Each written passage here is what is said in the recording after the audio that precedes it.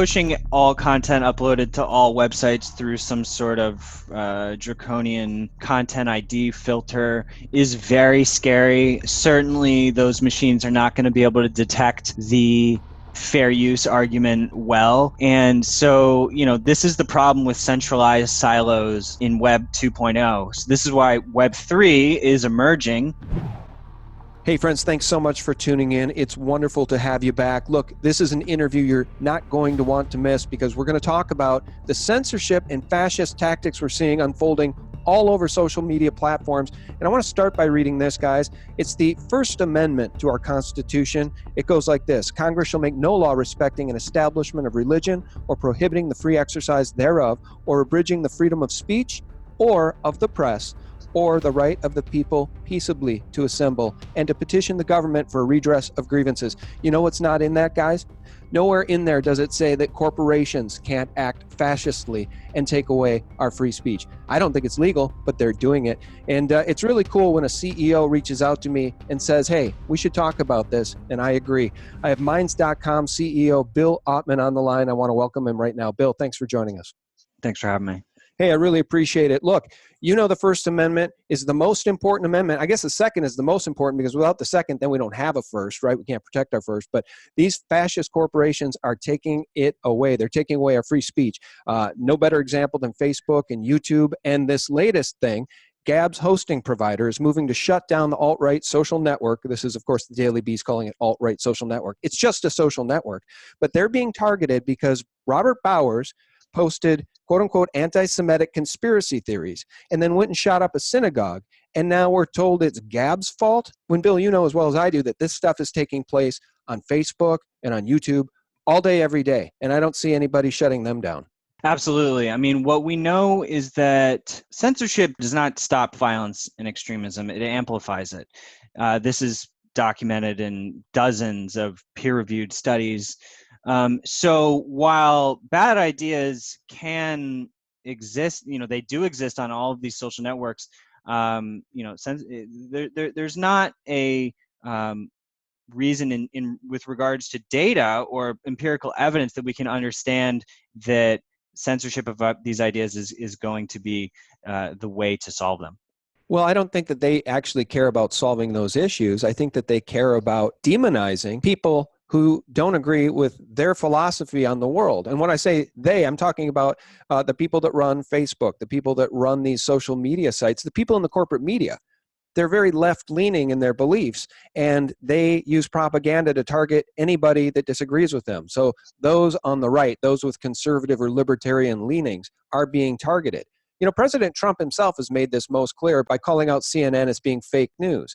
Everything coming from this infrastructure is targeting free speech. That's the bottom line. All we care about is free speech. If they can target any one kind of speech, then they can target all speech, and that's the problem. It's also not simply a left versus right issue. I think that it does seem to be slightly bent in that direction, but if you look at the recent Facebook purge of like hundreds of alternative media accounts, many of those accounts, I know many of the owners of those sites, they're very progressive. They're anti-establishment, and that I think that's the common thread. But I mean, on Minds, we have a cross-spectrum community. People who believe in free speech across the political spectrum. The media is trying to make it seem like this is a left versus right issue, but that's really not the case. I mean, you'll see people like Chomsky, Glenn Greenwald, people like Abby Martin, Lee Camp over at RT. I mean, they understand that you don't go down the dangerous rabbit hole of censorship, that is going to end up hurting everybody. Well, that's exactly right. That's 100% true, and I agree with that. I think that one thing that should be said about Minds.com is that you guys just finished a $6 million round of financing with Patrick Byrne, and that's the Overstock.com CEO. And when I saw that press release, it resonated with me because I've been following Patrick Byrne for a long time because he was so vocal about the Wall Street shorts that were targeting his company selectively and unfairly, and he became very much an activist in that area. And I think he was one of the first that said, hey, come on over to Overstock.com and feel free to buy stuff with Bitcoin, right? Yes, exactly. Yeah, very value-oriented individual, and Medici Ventures is fully dedicated to advancing blockchain technology. And the investor world is very murky, and so we were set on finding uh, only bringing in groups and people who were aligned in terms of our value structure. Last year, we did an equity crowdfunding round with like 1,500 members of our community. So we're very like community owned. Everything is fully transparent, open source. Anyone can inspect our software. No shady algorithms. I think that the networks of the future have to be open source. They have to be moving towards decentralization. Have to be privacy focused. These are just going to become given staples of the future of applications, that only now is it starting to really seem important. And same with free speech content policy.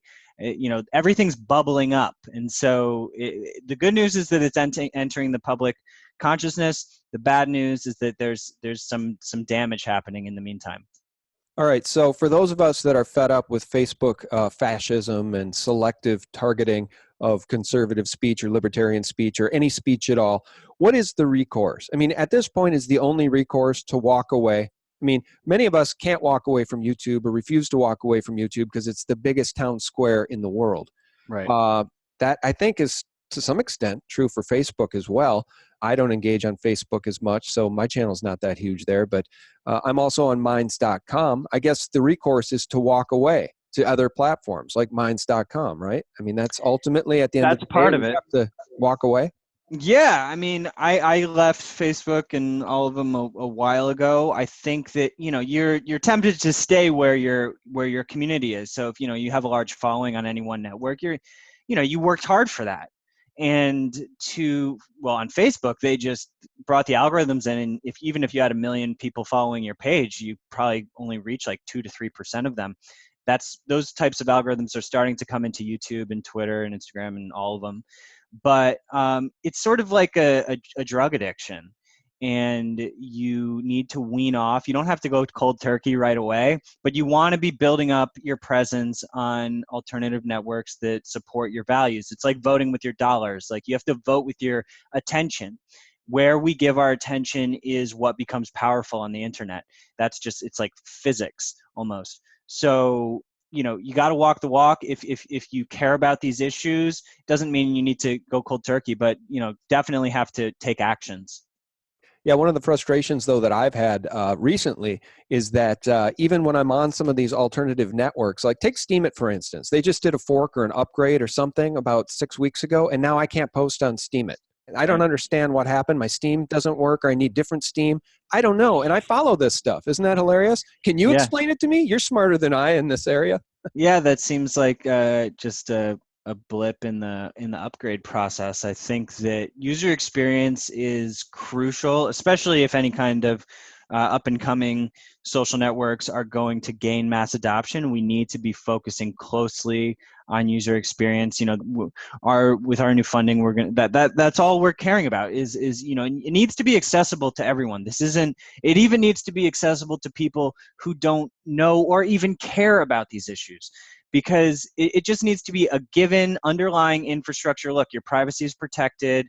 You're not going to be censored. This should be almost behind the scenes and obvious. Unfortunately, it's becoming the focal point, which is positive in the digital rights, digital ethics should be talked about. They need to be talked about, but at the same time, not everybody is going to become an activist, and so you need to appeal to the pop culture. It needs to be accessible. It needs to not be polarized, because there's people all across the spectrum that this needs to appeal to if an alternative network is going to become mainstream. Absolutely. It needs to be accessible. It needs to be easy to use. My experience on minds.com so far is that is the case. And I would say it's sort of a hybrid between Facebook and YouTube. It's kind of like Facebook, but easier to use than Facebook. And then you've got these tokens, which is interesting because I've never bought a single token, and I've got, I think, like 40 tokens. Do you want to explain how that works? How can I leverage those tokens? How do I use those tokens? How does it all work?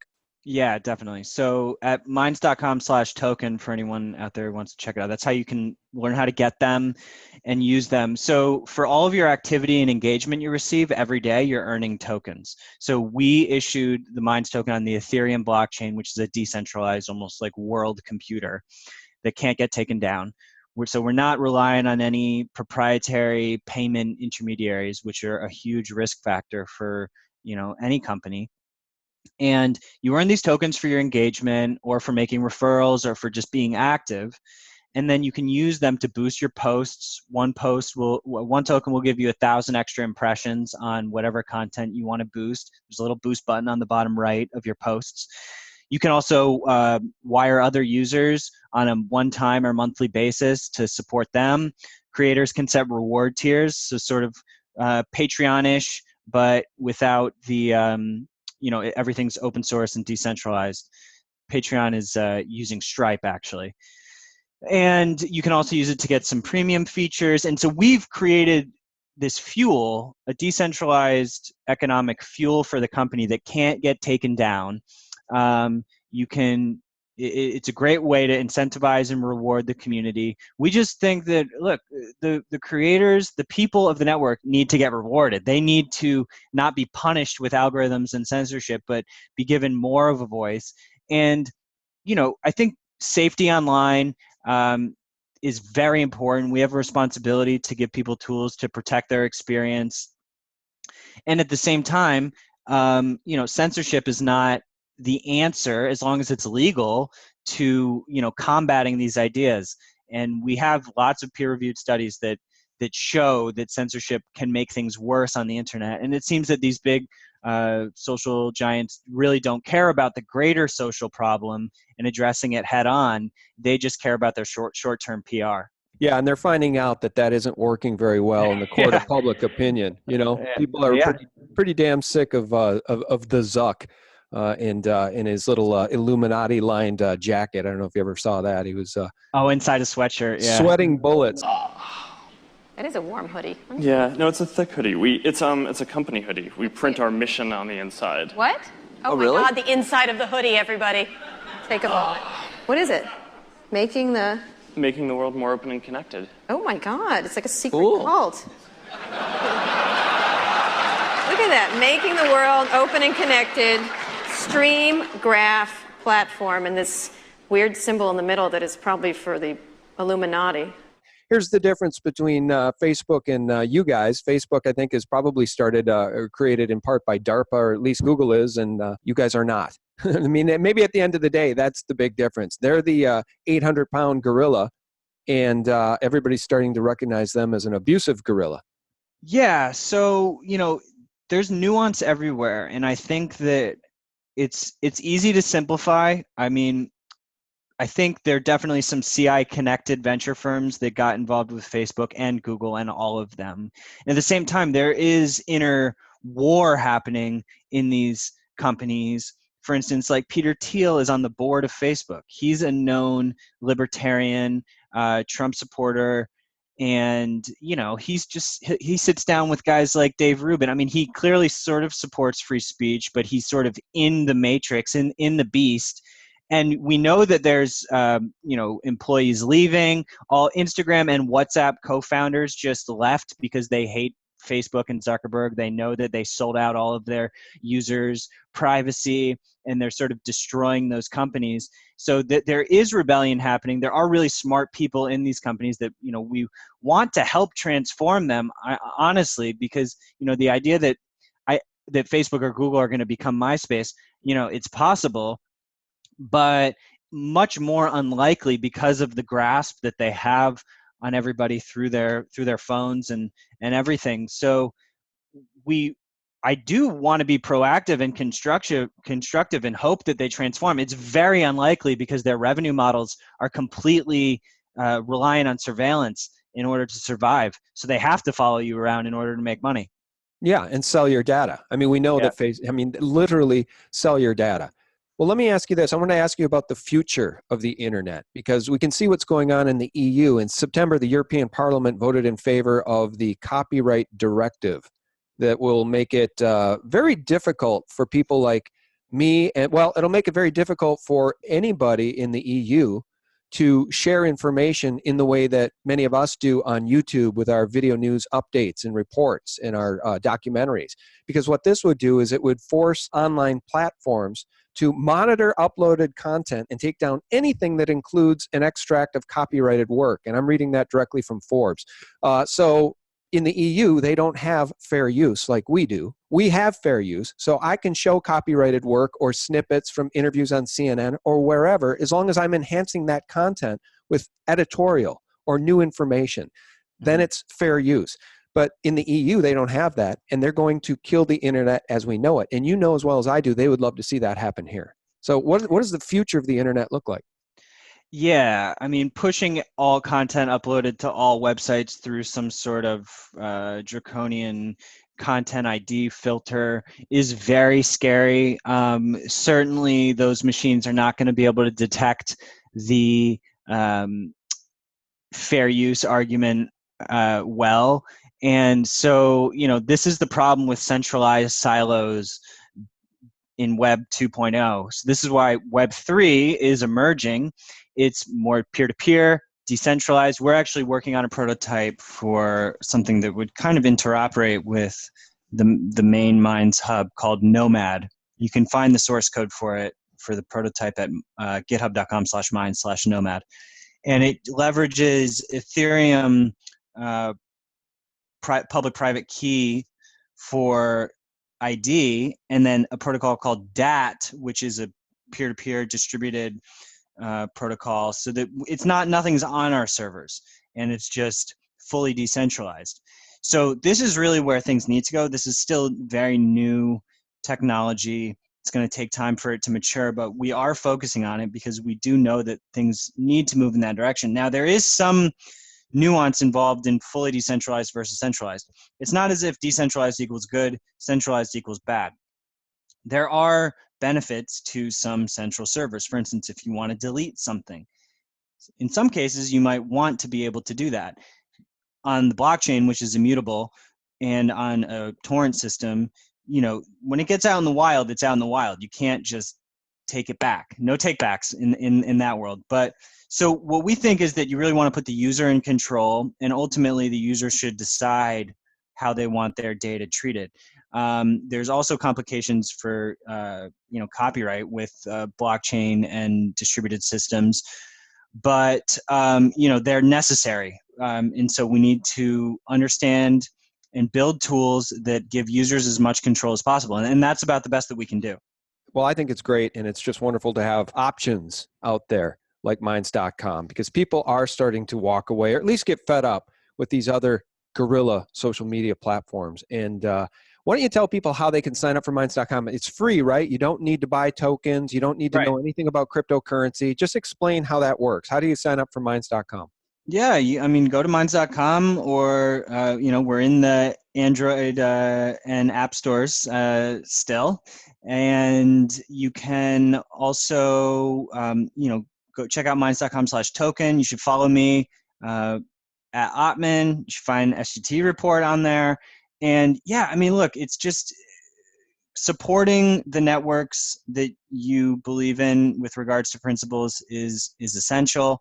Doesn't have to be, you don't have to go all in, but metrics and activity. This is how all of the top apps power structures are built. The more active users on the app, the more powerful the app is. This is how companies grow. This is how companies get more funding. This is how the whole thing works. So it's I try not to pitch too much, because I do think that our mission speaks for itself, which is why a lot of people have just picked up on it naturally. And we're very community generated. Everything is community driven. So if you're a developer, reach out as well. If you're just a user, I recommend just signing in, throwing up some content, and boost it. And you will see, even if you don't have a big following, that you'll start to get better engagement, most likely on Minds, even than these big behemoths, because we actually have a vent out of the void. Those networks, you could be on there for years and never really gain a following unless you have some sort of release valve. Yeah, well, one of the things I like about Minds.com, guys, I'm on Minds.com, as I mentioned, and one of the things I like is you can upload your video content. I'm really talking to YouTubers now. You can upload your video content so it's on the proprietary Minds system, so that even if YouTube deletes your video, like they did to my Christopher Bolin interview about 9/11, it'll still exist on Minds.com. The other thing you can do, which I do quite often, it's real easy. You just take the embed code for your video and you just cut and paste that into a new post, and all the metadata shows up. Everything you wrote, all the copyright, the music you used, the little snippet you wrote about what the video is about, it all just shows up magically. You hit post, easiest thing in the world. So you guys have made the platform very easy to use. Thanks. Yeah, let's keep it going. Everyone reach out if you have suggestions. We are evolving according to what the community wants. This isn't, we're just starting on a much more grassroots, authentic level than any of these other networks did. There's no reason for us to drift from that principle. Because if we're not making the creators happy, then we're doing something wrong. All right. Well, Bill, I want to thank you for reaching out. I'm really glad we had this conversation because I really see it as a battle between David and Goliath. Kind of you guys over at Minds.com, the folks at BitChute, the folks even at Steemit, even though I can't post there for whatever reason now. It's all a David versus Goliath story. It's us versus YouTube and Google and Facebook and Zuckerberg and these well-heeled billionaires. And it's the same thing that we're doing on YouTube, many of us telling truth every single day. It's a David Goliath. It's us versus CNN, MSNBC, Washington Post, owned by a billionaire named Jeff Bezos. It's a David Goliath story, right? Truth versus fake news. At the end of the day, I firmly believe that's what we are all engaged in right here. It's a David versus Goliath story. Our guest has been Bill Ottman, the CEO of Minds.com. Bill, thanks for joining us. Thanks for having me. All right, guys, thank you so much for your support. Do check me out at Minds.com. You can follow me on Twitter, of course. And for real news 24/7, visit us at SGTReport.com. Thanks for listening, guys. God bless. We trusted them. Well, we see now that our trust was completely misplaced, but I am sure we will win.